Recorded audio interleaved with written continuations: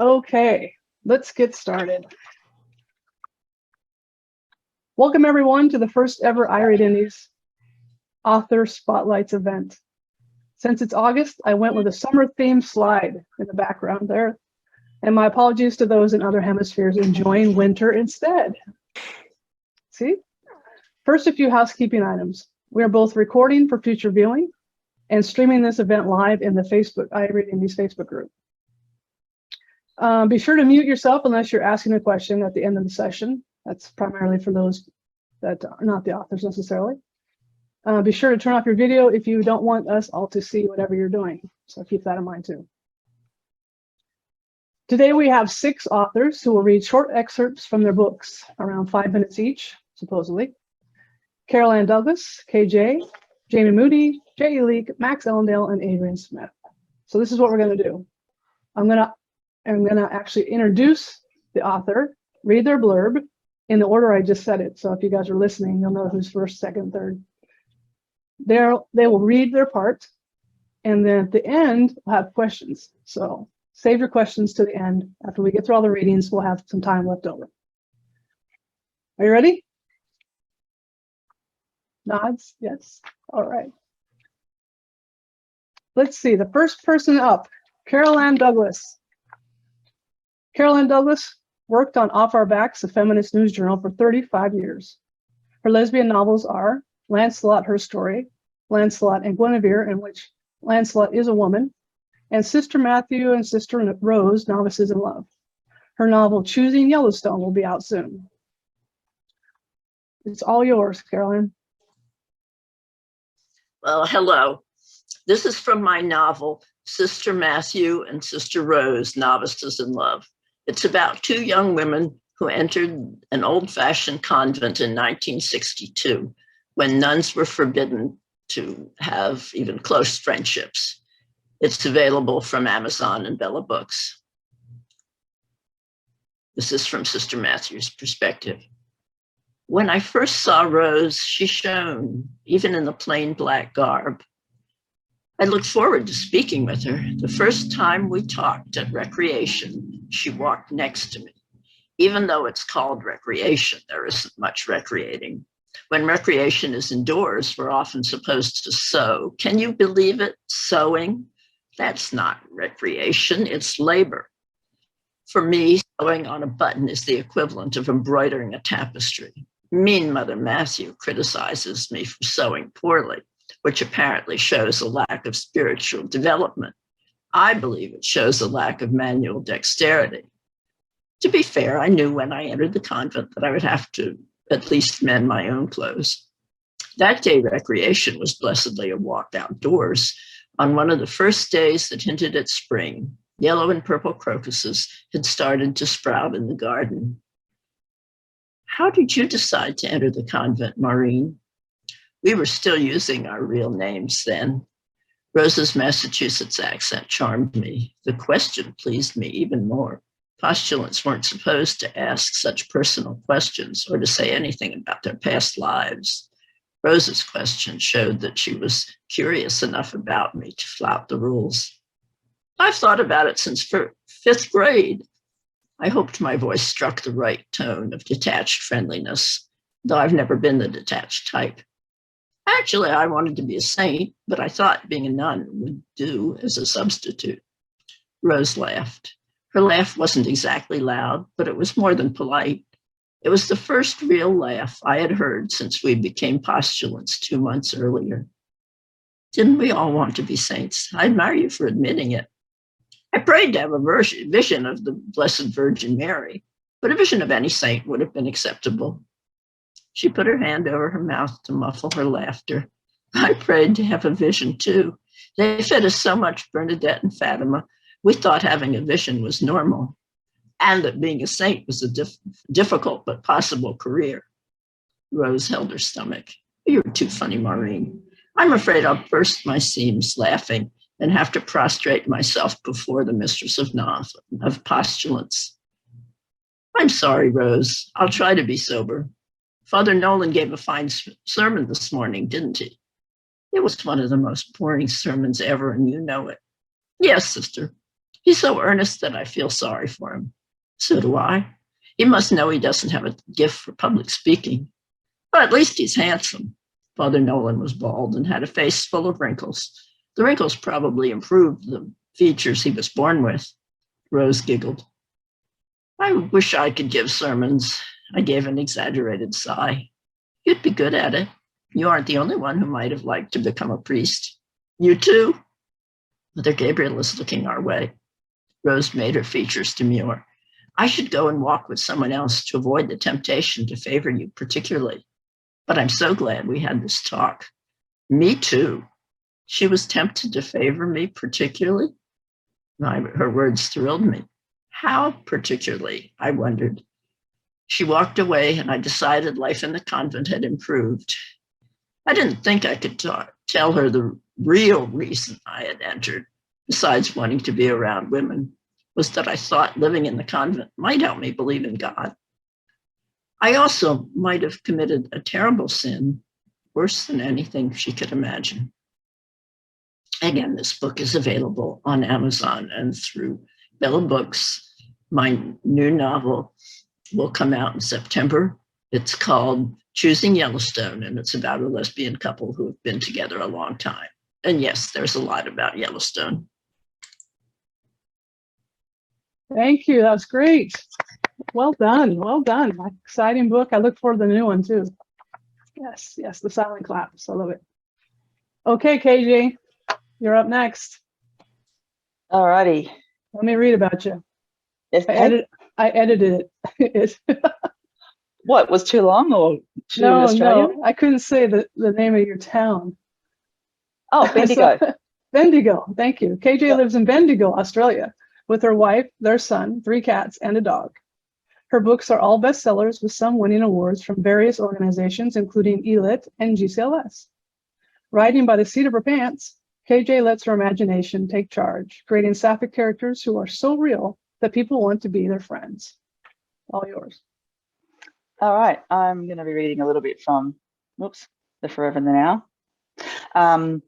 A brief lead up to the bit I'm going to read is there's 2 characters, Bron and Kate.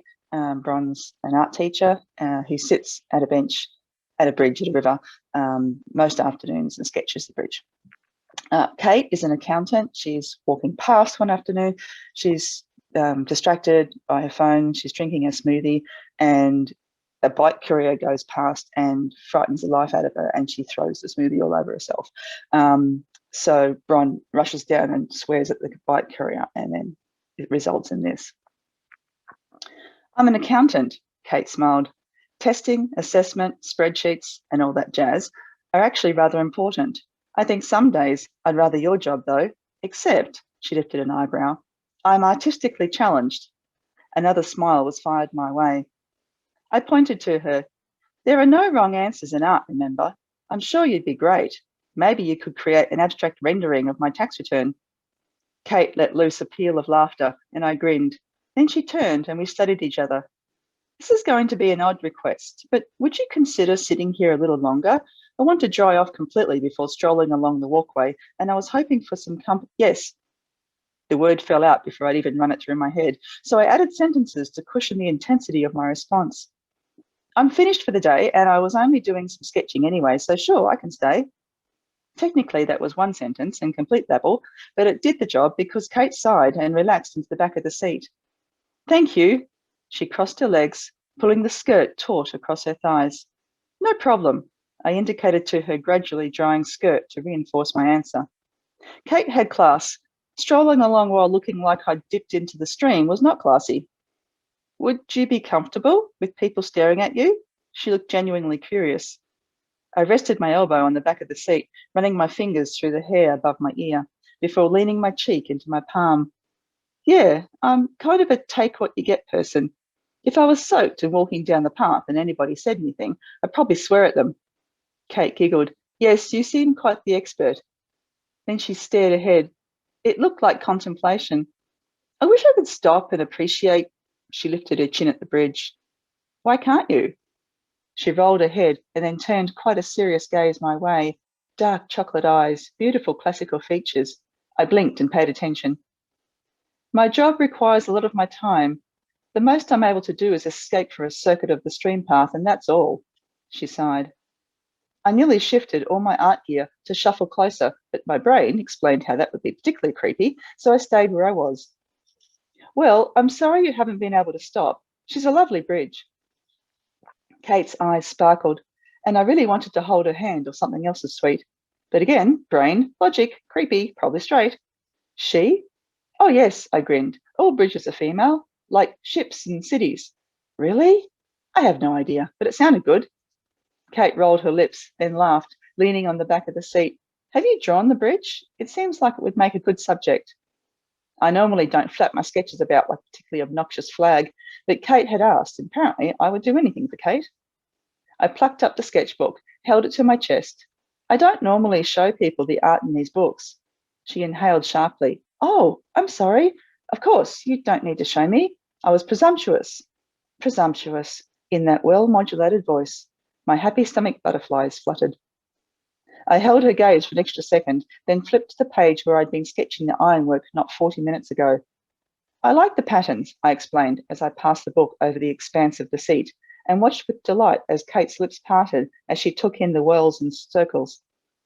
I decided to overrule my brain, sliding my gear into the satchel in preparation to shift over at least half a seat, well, closer than I was anyway, meant I didn't notice that Kate had flipped to the next page. I placed my bag onto the ground and sort of bum shuffled across the seat until there was only a person space between us. My breath hitched. Kate was studying the woman drawn in the centre of the page. Her. She turned the book. This is quite lovely. Her lips quirked. Caught. Words would have been handy. A couple. One, perhaps not. Well, look, Kate, I probably should have asked consent because that's necessary and polite, but I loved your lines. The appalled part of my brain smacked the talking part. And I wanted to capture them before you walked away or got run over by Chaos Man. My eyebrows wrinkled into my forehead, hoping that Kate wouldn't stomp off in her probably very expensive, slightly damp heels. The Forever and the Now. It's my latest book. Awesome. Wow, there we go. Get my video to come on. Bravo. That was great. That's funny. I like that. I like that a lot. Okay. Jamie Moody, where are you? I don't see your camera. Oh, I'm coming. Okay. I didn't know I was next. I thought Jody was next or Max. No, you're up. Okay, Jamie, here I am. Are you Okay. ready? Jamie Oh, Moody. yeah, you got to read first. Sorry. Yeah, I got to say who you are. Hold on. Okay. Jamie Moody writes heartwarming sapphic romance. For Jamie, falling into a lesbian romance is an adventure. You meet new people and walk through life with them. Her characters are strong women that get their happily ever after. One reader described Jamie's books like this: cleverly written storylines with bumps in the road and warm feelings are all part of the Moody experience. All right, we're ready for the Moody experience. Hit it. Okay, here's a little Moody experience. Okay, I'm reading from my new release, The Woman at the Top of the Stairs. Drew is on her first day of her new job staging houses. She's putting finishing touches on the primary bedroom when the realtor selling the house comes by to do a final walkthrough before the open house the next day. Here we go. The front door opened, then closed. Drew hurried down the ladder as her heart rate sped up. Yoo-hoo! Anyone home? It wasn't a familiar voice, but it did sound pleasant. Up here. Drew walked out of the bedroom and stopped at the top of the stairs. She looked down, and there stood the most beautiful woman she'd ever seen. She had long dark hair with curls that fell just past her shoulders. Drew couldn't tell for sure, but her eyes weren't dark. Maybe they were green. Whatever color they were sparkling up at her as the woman bared a slight smile. Well, hello up there, she said, and her smile widened. Drew couldn't stop staring, and she could tell the woman knew it when she jutted out her hip ever so slightly. A small smirk passed over Drew's lips, then she smiled, knowing full well she'd been caught. Hello, Drew simply said with a shake of her head as she chuckled to herself. There was certainly something about this woman that made her worried she'd embarrass herself. The woman leaned on the banister and looked Drew up and down. She gave her a wicked grin, clearly implying she was returning the look Drew had given her. Do you work for Shelby? Yes, she'll be here later, Drew said as she walked down the stairs. I'm Drew Ray. Well, hello, Drew Ray. I'm Marina Summit, the woman said, extending her hand. You're new. Drew took the woman's hand and felt warmth spread through her body. Marina's grip was sure, but not too firm. It almost felt protective, but also like a caress. This is my first day. Oh, Marina said, her eyes widening. She's got you working late and all by yourself on the first day? Drew could see now that Marina's eyes were green and currently somewhat amused. It's a sure way to impress the boss, don't you think? Marina chuckled, and Drew thought it was the nicest sound she'd heard in a very long time. I've got to finish up in the primary suite upstairs, Drew said, pointing behind her with her thumb. I'll do a quick run through down here, Marina replied. Drew nodded. It's nice to meet you, Marina. Oh, it's my pleasure, Drew. She raised her eyebrows and walked into the great room. Good God, Drew thought as she climbed the stairs. That woman exuded confidence and power. But she had a streak of playfulness. How Drew could tell, she wasn't sure, but she just knew it. She went back into the bathroom to finish hanging towels and arranging a few candles and whatnots. All that was left to do in the bedroom was straightening a picture or two. Drew heard footsteps enter the bedroom. Wow, it looks great in here too, Marina said. Thanks, Drew replied, sticking her head out of the bathroom doorway. Although I haven't done much. Yes, you have. I was here yesterday. You've done a great job with the artwork. Drew smiled at her. I'm just about finished. Marina nodded and Drew walked back into the bathroom. I can help with this one, Marina said as she began to climb the ladder to straighten the errant piece. Drew ran into the bedroom. Wait, you might catch your heels on the ladder and fall. After straightening the picture, Marina began to step down, and sure enough, Drew was right. Her heel caught on the step and she began to fall backwards. Drew reached the ladder just in time to place her hands on Marina's waist and steady her before she missed the step completely. Here, Drew said, I've got you. One more step. Marina's top had ridden above her skirt and Drew's fingers dug into the exposed flesh. She felt the feel of soft skin over taut muscle send an electric charge through Drew's fingers that flowed through her entire body. Once on the ground, Marina turned in Drew's arms and put her hands on Drew's, keeping them in place. With Marina in heels, she was slightly taller, and right now Drew was staring into the darkest emerald eyes she'd ever seen. Marina's eyebrows slightly raised, and she looked down at Drew's lips, then back into her eyes. Drew felt herself being guided backwards until she softly bumped against the wall. Marina paused to stare into Drew's eyes, asking a question. Drew answered by looking down at Marina's lips and back into her now very dark green eyes. Marina pressed her lips to Drew's, tentative at first, but then she nibbled on Drew's bottom lip. Drew thought she'd slide right down the wall. She was weak in the knees, her heart started to pound, and she couldn't breathe. Who needed to breathe when the softest, most luscious lips she'd ever had on hers parted slightly with an invitation? That's it. And I don't have one to show you because I don't have the print versions yet. So, but that's The Woman at the Top of the Stairs, my new release. And it just came out this week, and it's at #2 in lesbian fiction right now. Woo-hoo! So I'm Nice. very excited. Thumbs up, No. thumbs up, yes. I'm just so happy. Yay, yay. Yeah. I love that. Well, good job. Good job. You ended right at the good stuff, though, it sounded like. Yeah, sorry, I couldn't do it. Okay, no problem. All right, J.E. Leak, you are up next. That's me. I'm up. All Hey, right, Jody. let me read about you. Okay. Okay. J.E. Leak was born in Washington, D.C. and grew up on the beautiful South Jersey shores of Long Beach Island. An antiques conservator by trade, she has always been fascinated by history and the stories objects could tell if they could speak. When she isn't binging 1940s noir films, she's writing or photographing nature on the spring-fed azure rivers of Central Florida. She has an Associate's of Science degree in graphic design and is a devoted night owl. Here you go. Okay. This reading is from the upcoming third book in the Shadow series, which takes place in 1943 in New York City.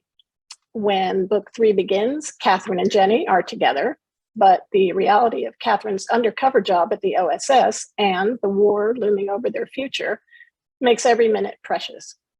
In this scene, they're at the nightclub trying to carve out some desperately needed time together.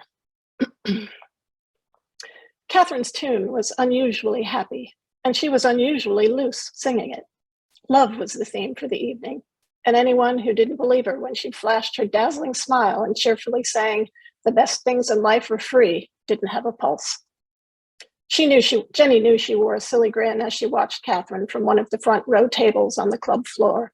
But after the week she'd had, she felt she deserved a night of unadulterated ogling, and she didn't care how goofy she looked to anyone else. It felt good to leave her cares outside and just enjoy the beautiful woman on stage. Her beautiful woman. It seemed so long since she'd seen her perform, she'd almost forgot she was a singer. Catherine looked stunning in her shimmering red gown and genuinely happy.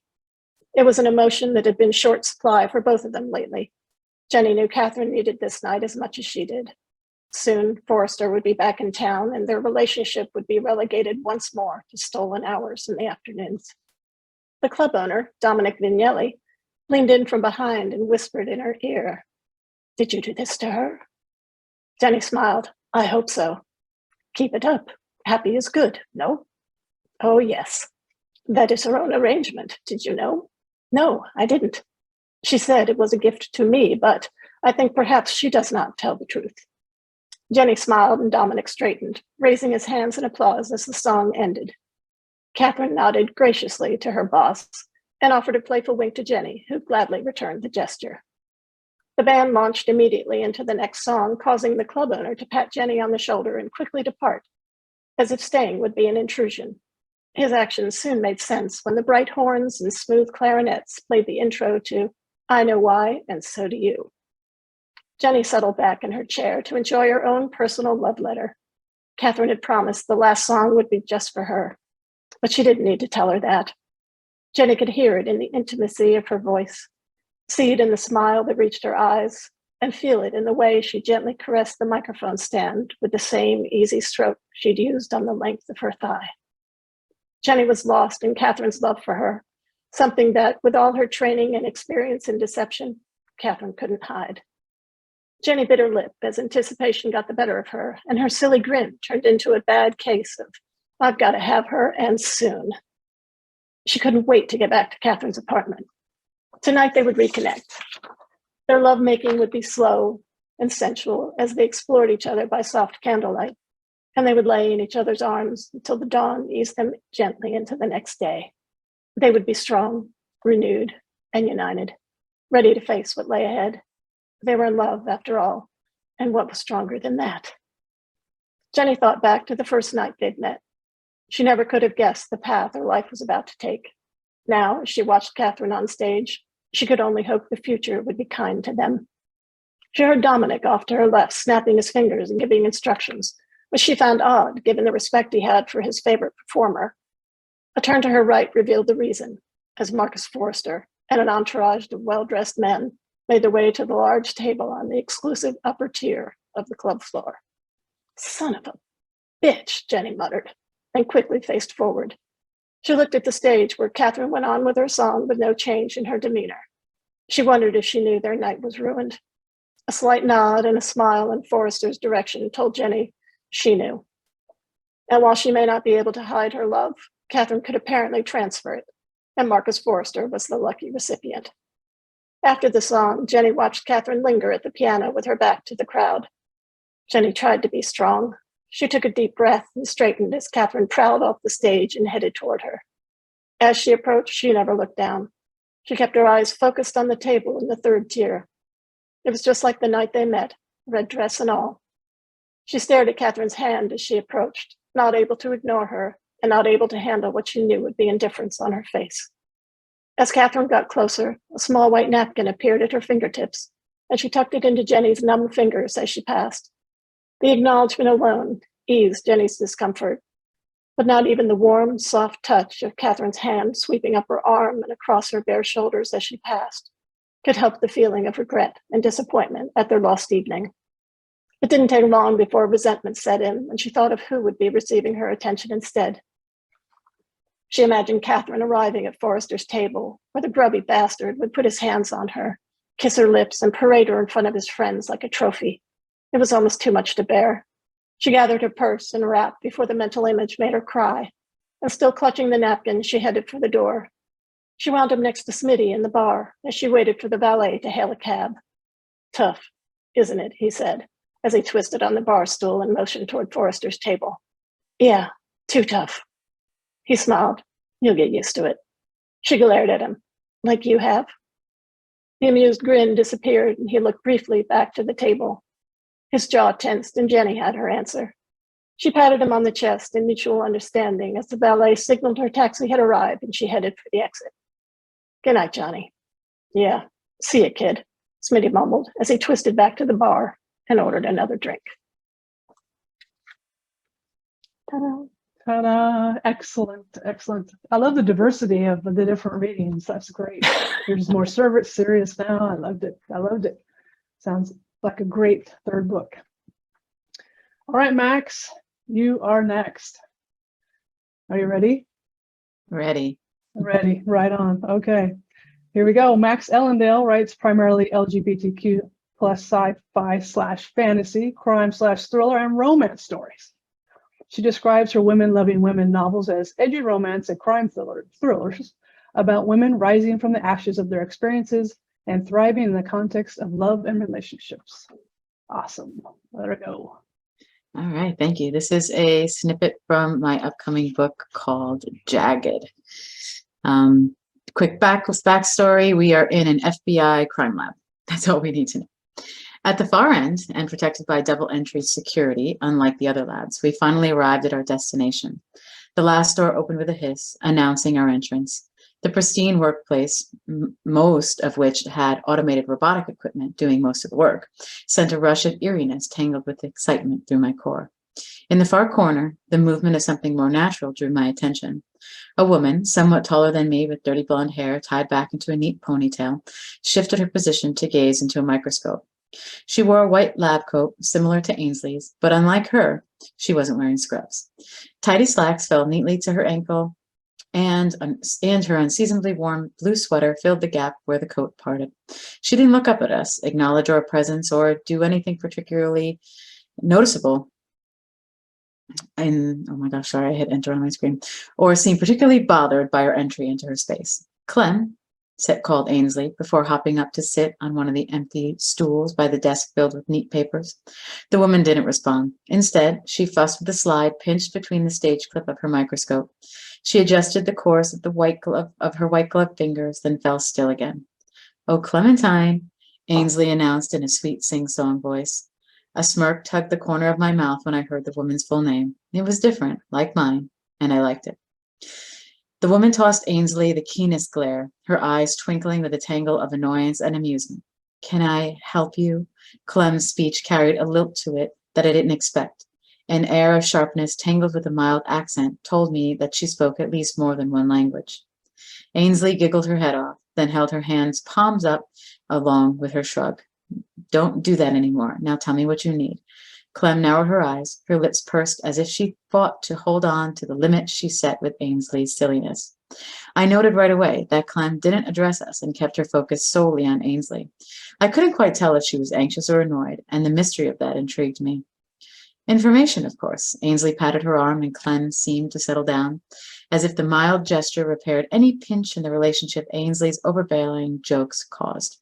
These are my detective friends. Friends? Whispered Zay in my ear. Are we friends?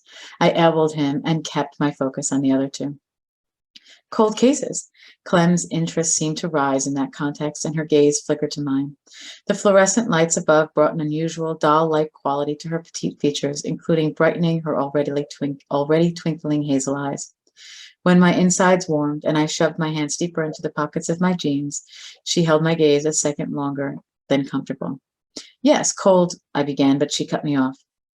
There are many holes in your jeans. Her brow crinkled as she stared at my legs. Are you bleeding? No, that's paint. I turned my palms over to show her the speckled stains on my hands that matched my pants. Her eyes widened and her gaze returned to mine before she looked back to Ainsley. Clem, this is Jagger. Ainsley gestured between us, and her partner Zayn. Ainsley seemed to roll right along with the situation with ease. Hi. Clem looked back at us, her eyes darting about as if trying desperately to avoid looking at us. Nice to meet you. You too. I held my hand out to her and she shook it firmly. Cold cases are somewhat of a special interest of mine. Genealogy testing on old cases, rerunning DNA with today's technology, and fingerprint tech are my favorites. She began, immediately animated, and her formerly toxic expression lightened. Do you like Guns N' Roses? She pointed to my shirt that barely peeked out from under my jacket. Yes, I blinked as I tried to keep up with the speed of her topic jumps. Yeah, for sure. Right on, she smiled, then glanced at Ainsley. I can help them. Good. Ainsley grinned and gave Clem's shoulder a squeeze. They're working on a case file, 61237-4. Okay? Affirmative. Clem swung around to her computer and began typing at a heated speed. I'll requisition the files to be brought up to me tomorrow. She looked over her shoulder, right at me, and said, You can meet me at 9 sharp. Okay. I smirked and glanced at Zay. Cool? Not him, piped Clem, despite the fact she returned her attention to the sleek monitor in front of her. Just you. Well then, I couldn't hold back the laugh that made it to my lips. 9 it is. Ainsley snickered behind her hand as she waved us toward the door. Come on, Clem has work to do. I'm so confused right now. Zay walked with us out of the lab wearing an expression of bewilderment. I shook my head and followed Ainsley out without bothering to ponder the situation further. And that's that. Hopefully this will be out in September for all of you. Very nice. Very nice. Thank you. Thank you for reading. Of course. Okay, last but not least. Yes, get the claps in. There you go. KJ decided to show us. Last but not least, Adrian J. Smith. Come on down. The price is right. Here we go. Adrian J. Smith writes a multitude of genres in sapphic literature. She loves to write about independent women who are all strong in their own ways and to bring in the real world problems we all face. She is a wife, mother, and minister. We are ready for you. And I just hope that my sermon is not as boring as the preacher in Carol Ann's story tomorrow. But I'm going to be reading from Dead Women Don't Tell Tales, which is speculative fiction, zombie shifting pirates in space with a steampunk twist.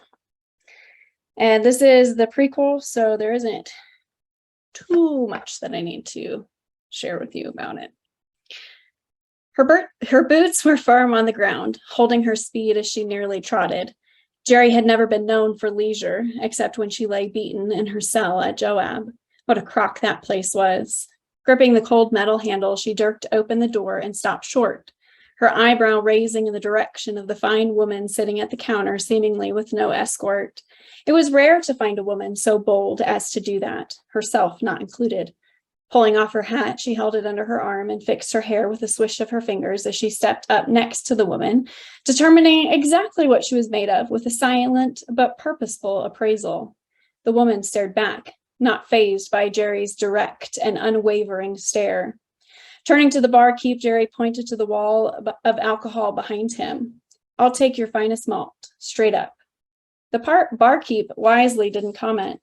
Jerry slid onto the worn-down stool. Luckily, the same one she'd sat at the day before, her favorite one. As the drink was set in front of her, Jerry curled her fingers around it and sipped. It was the perfect decision to come out tonight, sitting next to a beautiful woman, even if nothing happened, but enjoying the company of others in the silence of her own head. It was the best way for her to think, and she had to think about something other than the systems in Yarrow that needed replacing. I haven't seen you here before, the woman stated, her steel blue eyes locked on Jerry. Interesting, since I'm here most nights. I'd almost gather that you're the one who's never here. Jerry took a slow sip, skimming her gaze over every feature she could see, the clearly once broken nose, the full lower lip and thin upper lip, high cheekbones. She wasn't a beauty by some standards, but it was more her forwardness and audacity that pulled at Jerry. I suppose I did stay a little later than normal. Her voice was low.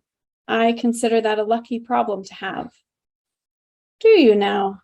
Jerry's cheeks heated. This woman wasn't just bold, she was strong-willed. I do. She held out her hand for Jerry to take, the lines of her dress shifting and the creamy, smooth skin of her breasts moving with each breath. Jerry had to tear her gaze away, not wanting to leer before it was clear they both had the same intentions. I'm Arloa Coquette, Jerry Adelric. As their hands connected, a shock of electricity ran up Jerry's arms and into her chest. Instead of leaning away from it, she pressed in, liking it. Arloa was a beautiful creature, all that blonde curly hair in a mass piled on her head, attempting to tame it. How long it was remained a mystery, but one Jerry wanted to figure out. Your drink is nearly empty. Allow me. She smiled. So it would seem. Oh, this is a good one. Jerry waved the barkeep over and ordered a replacement drink. Turning on her stool, Jerry spread her legs so Arloa's were placed in the space between hers. Jerry was going to play this one for as long as she could, until it fizzled out or until she learned Arloa didn't lean in her direction. Pressing her forearm into the smooth wood of the counter, Jerry leaned in and slightly to get a better view of this beautiful specimen. Jerry didn't dare touch her yet, not wanting the authorities involved if she was reading the entire situation wrong, although she doubted she was. While it wasn't illegal for two women to come together, it was illegal to touch without consent. What brings you to this side of town? The Coquettes are not a family I'd expect to see in these parts of the city. Arloa's gaze faltered. Jerry wasn't sure what she'd said to set it off, but she had to rectify it. You are from those Coquettes, aren't you? I don't know any others who have that family name. Arloa nodded slightly. I am, unfortunately, a part of that family. How do you know about them? We're not exactly a family to make a scene. Jerry gritted her teeth. How she was going to explain that one was going to be difficult. She recognized the name from the founders and highest current donors to Joab. And while that wasn't completely under the radar to the world, it would put her in a position to have to admit where she'd spent the last few years of her life. I pay attention to current events, that's all. Special interest in politics. Do you? Arloa raised an eyebrow, leaning in until they were very near to touching. Her hand floated above Jerry's knee. Do you mind? Not at all, Jerry whispered, her voice going hoarse when she least expected, as it filled with desire. The touch was smooth, Arloa's fingers warm against Jerry's skin, even through the material of her pants. She sucked in a slow breath as Arloa moved her hand high, resting it just on the crease in Jerry's thigh to her hip. Oh, this woman is dangerous. Awesome. Okay, I have to ask. So it's pirates, zombies. It's zombie shifting pirates. Zombie shifting pirates. Yeah. Future Zombie steampunk. shifting. And steampunk. space. In space. Yeah. With Nice. a steampunk twist. Yeah. That sounds like a drink. That's awesome. All right, those are all our readings. If anybody out there has a question, you can go ahead and unmute or even turn on your camera if you want to join the party and ask away. If not, I will lead off with my own. Or you can put it in the chat. If you don't want to do any of those other options, you can obviously chat. So quiet. I know there's some out there. Okay, then it's up to me. Let me know if anybody sees something in the chat that we can use as a question. So Adrian, I'll start with you since you're front and center right now. And this is a really good one for that. Where did you get the idea for this book? This was a really dumb conversation that happened during a sprint on Zoom. And we were talking about all the different shifters that we see in books. And we were talking about the kinds of shifters you don't see in books. And we ended up with zombie shifters. And somebody said nobody would ever write that. And I said, bet, challenge accepted. Oh, I love it. I love it. Okay, Carol Ann, you're up. Where did you get your idea? Well, from many years of Catholic school, and I know quite a few nuns who've left the convent, including Nancy Manahan, who co-edited the excellent anthology of Breaking the Silence, Lesbian Nuns, that came out in the early 80s. And it just inspired me. I've never been a nun, but I thought it would be fun to write about them. Great. Yeah, that's great. I'm sure that is very influencing on your life, Catholic school. So, all right, KJ, let's ask you. I wasn't paying attention. I'm that sort of student. I'm sorry. What am I So- being asked? You're being asked where the inspiration came from your book, for your book. Oh, okay. The Forever and the Now. I read somewhere that romance stories always have a happy ever after, and I don't know. I wanted to see if I could write one that didn't. Spoiler alert. And so I did. I wrote a love story that has a sad ending. But also I wanted to write. I was inspired by the idea of during COVID, how many people had lost their person and they weren't able to be with that person because of COVID restrictions. And so it destroyed me. So I went with that heart destruction into this novel. And it kind of, that's where you get the depth of feeling from. All right, no happy endings, sad endings. Yes, I've actually heard that in your reviews, but they love it. So keep doing it. Absolutely. Okay, Jamie, where'd you get yours? Well, in the prologue to this one, you find out that Drew has been in prison for like 8 years. And I wanted to write something about prison, and that's about all that I got out of it, because then I get her out and she starts this great new life. And I'm trying to think, and I wanted to do something on house staging, and so I thought it would be perfect to have a house stager with a realtor because they could work together. And so that's kind of, and I love second chances, and so it's going to end up being a second chance series, but it's not your normal second chance at love, because this book is a second chance for Drew to have the life that she wants, because her family is big mafioso people and she doesn't want to be like that. And so she ends up going to prison to get away from them. And so the book, of course, she meets Marina, and you can see what's going to happen with her pressed up against that wall. But so they fall fast and hard. But then there's always in the background, there's that little bit, oh, is my family going to find me? And so you're going to have to read the book to see what happens. Nice. So teaser at the end. That's great. Well, I mean, that's just, I don't want to tell you. I mean, No, I understand. Okay, J.E., you write historical stuff. Where do you get your inspirations? Well, I've always loved the 1940s movies and everything. And actually, the more I learned about it, the sort of less I liked it, because it was pretty awful. But I loved the clothes and the music and all of that. So, and this story was actually inspired way back on 9/11. I saw a photograph of Staten Island. It was just a street, and every house had an American flag hanging from it. I thought, wow, I haven't really seen that sort of national unity since World War II. And that sort of made me start thinking of a young girl in the 40s who was looking for her place in the world, wanted to do something important, and is just super patriotic. And that's how it started. Cool. So yeah, I can see how that would be inspirational. Absolutely. All right, last but not least, Max, where did you get your idea? This one, people have been kind of nudging me. Two things. The book before this, they're like, you need to write a superhero sci-fi throwback to your roots. And I'm like, no, but I did it. So this time I got the same push to write characters that are neurodivergent. So if you didn't pick up on that, the character Clementine is definitely classified as a neurodivergent. I don't use labels very much, but we'll put them on the neurodivergent spectrum. And so is the lead character. So we've got two neurodivergent leads in the story, but it's nuanced. It's not something you may or may not pick up on this.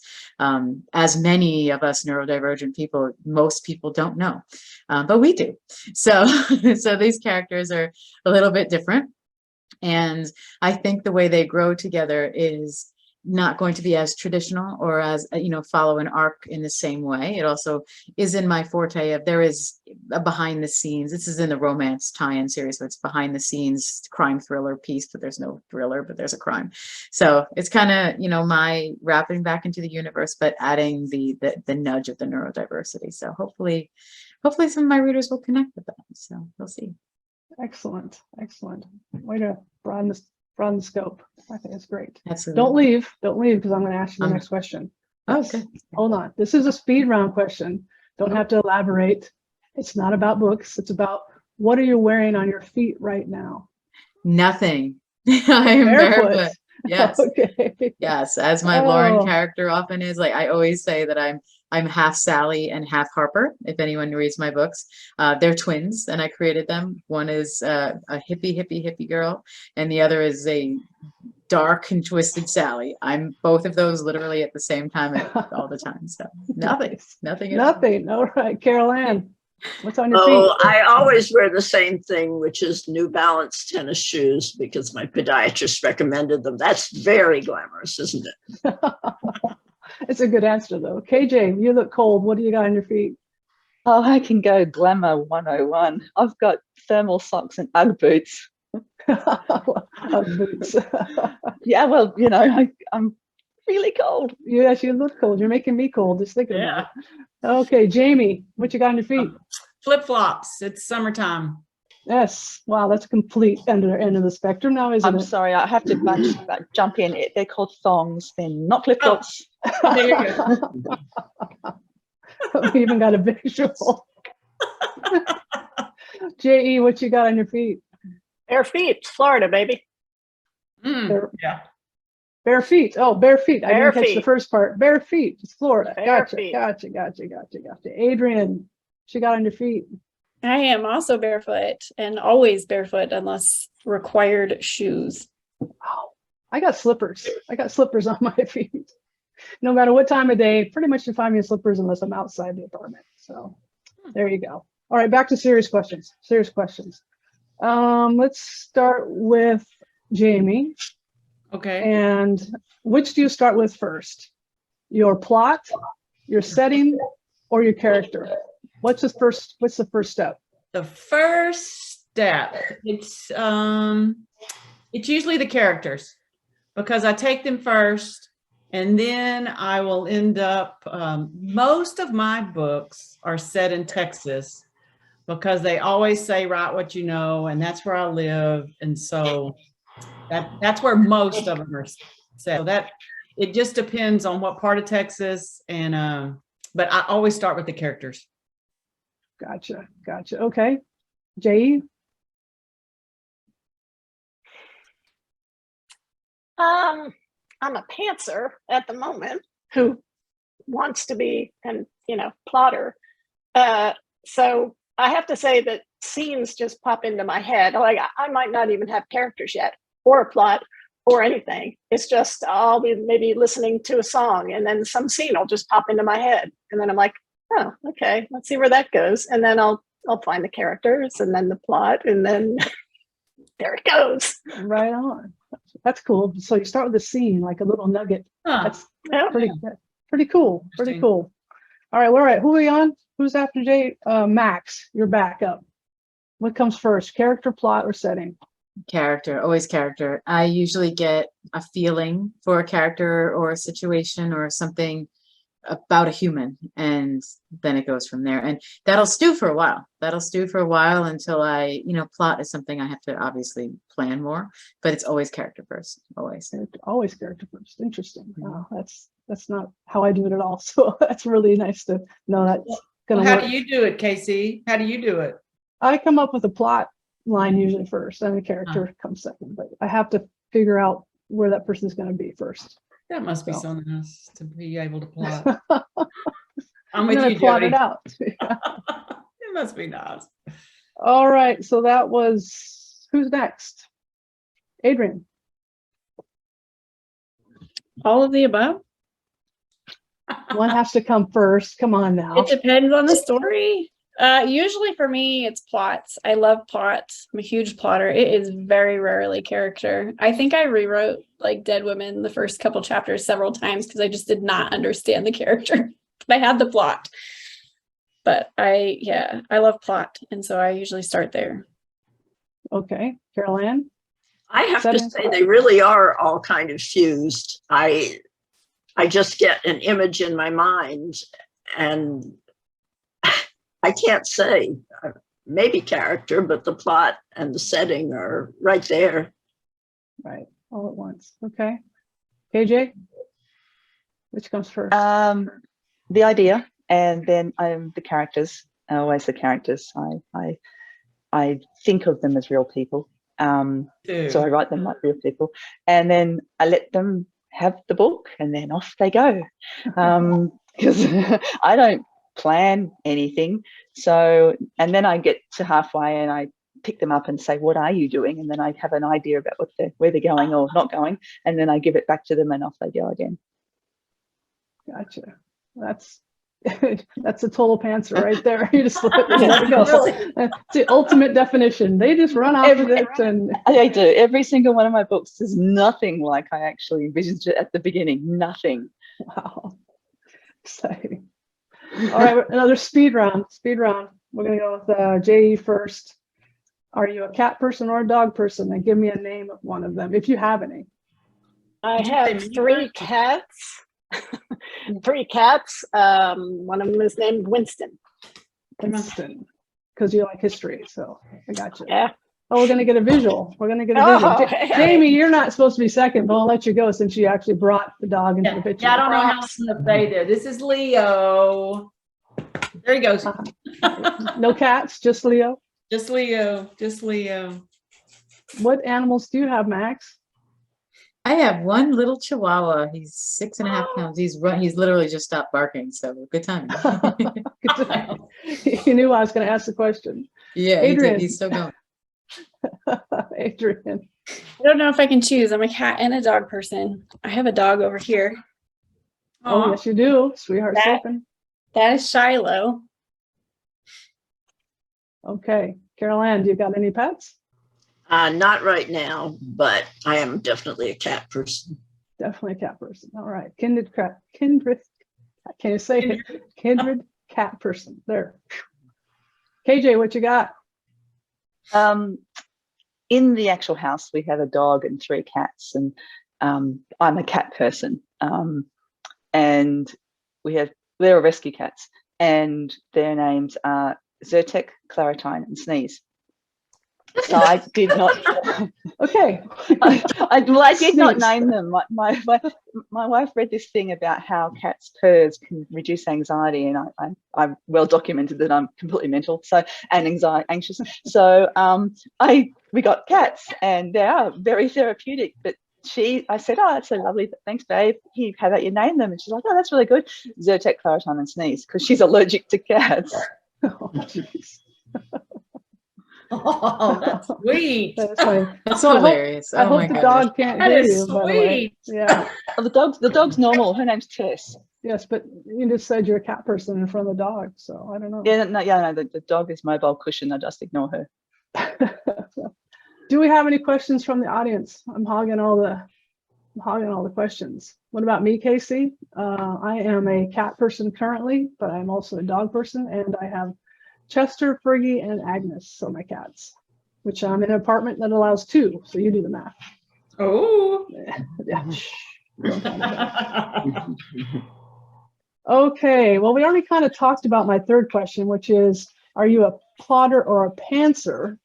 And so far, I don't think we got a plotter in the group. Does anyone want to chime in that they're a plotter? Adrian, you are a plotter? Okay. So how plotting are you plotting? You got spreadsheets? No. Sometimes So you're plotting in your head? I am, as organized as I am in the real world, I am not organized when it comes to plotting, now that I think about it. I do not have spreadsheets. I have lists in random documents that should probably go in a spreadsheet.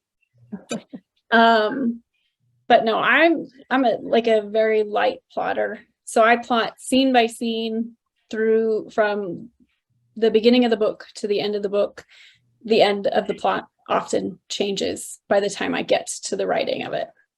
But I always typically have it all the way plotted out before I start writing.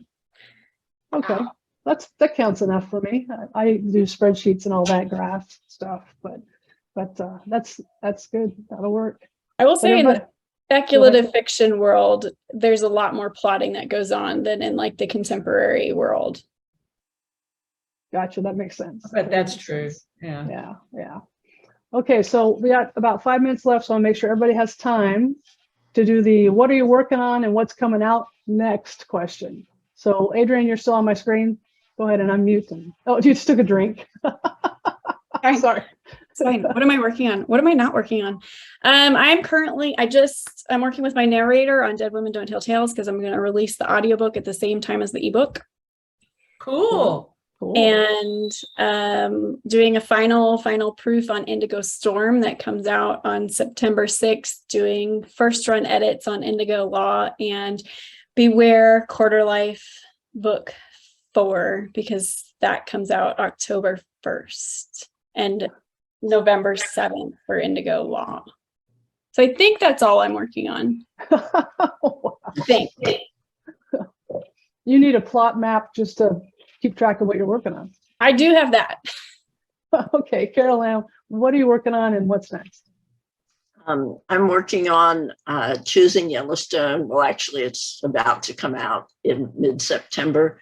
It's a novel about two women who've been together a long time, and they're professors, and they planned to work in a refugee camp in Jordan for Syrian refugees.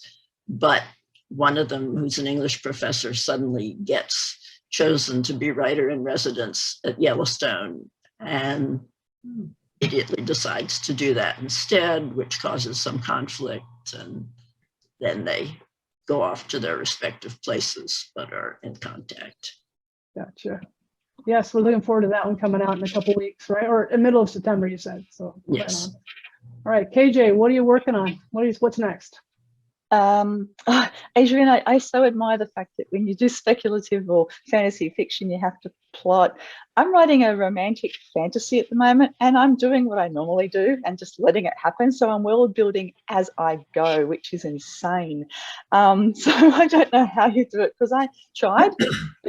Spreadsheets give me like narcolepsy, so I just don't know how to do it. So I'm writing a thing that. I'm writing a thing where there's portals and this woman is getting chased because she has stolen identity, and they think this mob boss thinks that this woman owes them money, and so she falls through a portal at the back of a laundromat into this other realm, and she starts to collect powers. So it's completely silly and it's lovely, and it's a complete divergent thing from the forever and the now, which is nice. Really? So I'm excited to hear how it ends, and apparently so are you. So Yeah, exactly. I have no idea. Does she save the world? Does she go back does she go through a rinse cycle? I have no idea. That sounds exciting. Yeah. oh, Jamie, you just let a book. You just released a book. I What's just next? released a book, and this is the first time I've been able to do this because I had finished the next book in the series. So I was able to put the first chapter in the back of the book that just came out, and that will help your pre-orders. If I'm usually not finished with the book to be able to do that, but that'll help your pre-orders going forward. So that book will be out October the 10th. It's the second in that series, and Shelby that was mentioned in that reading, she's going to get a second chance at love. This one is Second Chance at Love. It's called The Woman Who Climbed a Mountain. And then right now I'm actually working on a Christmas novella, which is hard to do when it's 97 degrees outside, but I just started it, and it's an exciting project that I can't tell you a whole lot about yet, but Lily Seabrook has gotten together several authors, and we're going to do a kind of Christmas thing. Sounds exciting. Look forward to that. Yeah, it should be. Both of them. I've seen the cover for your second one too. You have your cover, right? I did, yeah. It just all came together really fast. Very, So very cool. That always works nice. You're right. Having that in the back of the book works well. yeah, it'll probably never happen again. But anyway. All right, Jay, you said you read from a book you're working on. Yes, that is the book I'm working on. Going through all the beta stuff right now, and hopefully we'll get that out soon. While also working on the fourth book, and the audiobook for the second book just came out, so excited about that. Very cool. And I think that's it. That's all you're working on. Adrian's got you beat. Oh, for sure. Adrian is like Got us all beat. woman. Yeah. I mean, come on. Making us all look bad, Adrian. All right, Max, tell us what you're working on. Well, we know what you're working on, but what's next? Oh gosh, I have I have two books planned. I'm writing much slower these days because I'm truly working on my life, which is good. Yeah, That is good. But yes, I have Jagger hopefully coming out September, October. That's lofty, but we'll see. Probably September. And I have so I have like 2 lines in my 4-point universe tie-ins. I have the romance line, and then there's like the romance / BDSM line. So I have one on each plans. One is the BDSM line is Infinitum, which just tells the story of Marley and her, and it's never like, just BDSM. It's always these darker stories. So the darker recovery stories, Phoenix story. And then I have the Jagged, the romance coming out. So those hopefully will be in 2022. I've with COVID, I was releasing like 4 books a year, 5 books a year and stuff in between. Yeah, none of that's happening now. So we'll see. Back to normal, 2 to 3. Back to normal. Yeah, Back to normal. 2 to 3 a year. Did I get everybody? I got everybody, right? Yes. Raise your hand if I didn't. Okay. I want to make sure. I kept cycling and I lost my place. All right. So to finish this up, I'm working on, since I get to be the moderator, I'm getting ready to release at the end of the month or early September before Labor Day, ideally, a sweet romance, which is a first for me. I have never written something quite so mushy in my life. So we'll see. We'll see if I can stand it, and if the readers can handle it, we'll see. But all right, thank you, everybody. I truly appreciate you guys helping out and participating. I really appreciate everybody that showed up. This is fabulous, and there will be a recording. I'll get it edited soon. I'm editing my book right now, so maybe right after that. But soon it'll be up on YouTube. Thanks for getting this all together, Casey. Yes, thank you, Casey. Yes, thank you. We Casey. Have a appreciate good one. All right. Good on you, Thanks, Casey. everybody. Thank you. Yes, Bye, everybody. absolutely. Bye, Bye-bye. everyone. Bye.